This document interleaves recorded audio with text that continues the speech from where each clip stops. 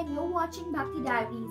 Today on the blog, we are going to review another book, and that is The Tantric Curse by Anupama Garg. Now, this book was sent to me by the author, but the review is completely based on my opinion, what I felt after reading this book. Now, this book is solely based on Tantra. Now, the author, Anupama Garg herself, is a Tantric. She has studied Tantra and she is a disciple of Baba Bhatokjinath.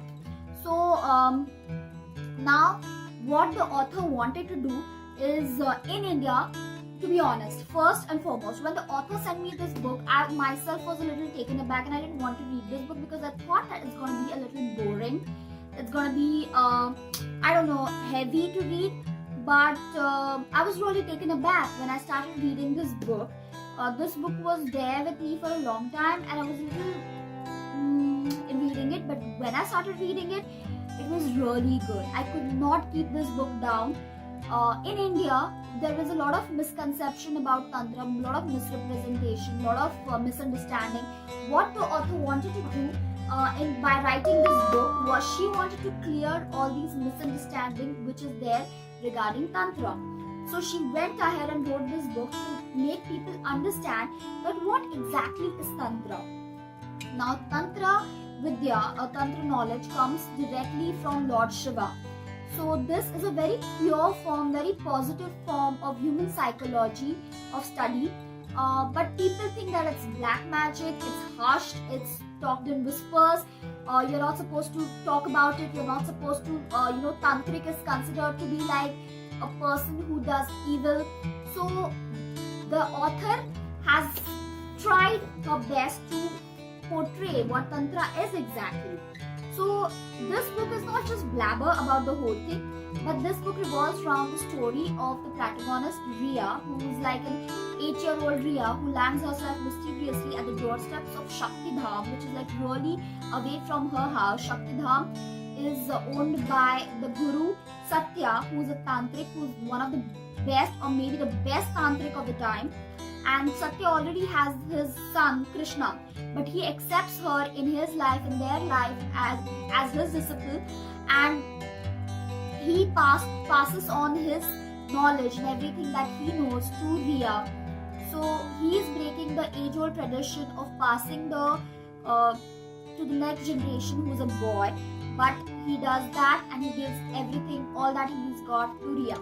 So now another angle to this whole story, and that's a beautiful love story which is in the background, that is about Riya and Krishna.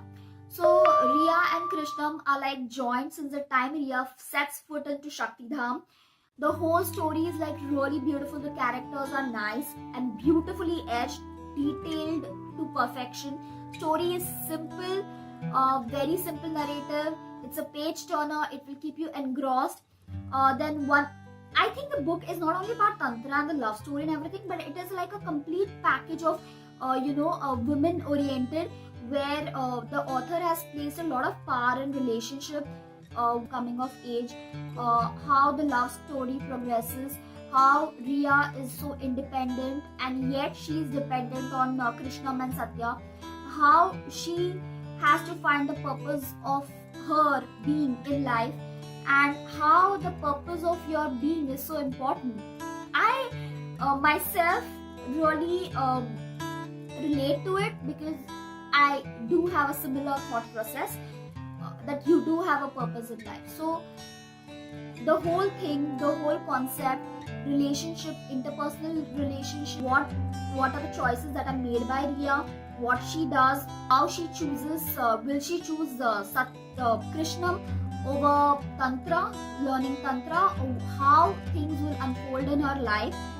So the outlook of the society, what society feels, what are the pressures, what is the balance between relationship, coming of age, sex, lot of topics which are a no-no are discussed in this book, and beautifully so. There is none of negativeness or nothing of that sort which will, be like, So this book is like that, is really good. I think the way the author tells us about Riya and her journey, right from the time she enters Shakti Dham till the time that she's a woman and she comes into her own. So what all battles that she has to face at home, in her life, in love, in friendship, in going out with the society, what the society talks, what the society expects. There are other things also which are taken in consideration or talked about, is like what is the sex life in Tantra, or what is a love life, what is brahmachari, or everything of that sort. And then the Bali and lot of those things. So the whole book is a big eye opener for people who think otherwise, and this is a really nice read. I recommend this book completely. I give it a thumbs up. And by the way, this book was chosen at the Indian Pavilion in the Frankfurt Book Fair, which is like a big thing. So it's like, wow. So this book is definitely something, and I think the author has been successful in proving her point and telling to the world what Tantra is all about. And I think she should write more, because this is a really good read. I really enjoy reading this book, and I think you should give it a try. And guys, that was all from me today. I hope you enjoyed the video, and if you did, like it, subscribe if you haven't already, share the video, keep the love coming. I love you all. Thanks for watching. Bye.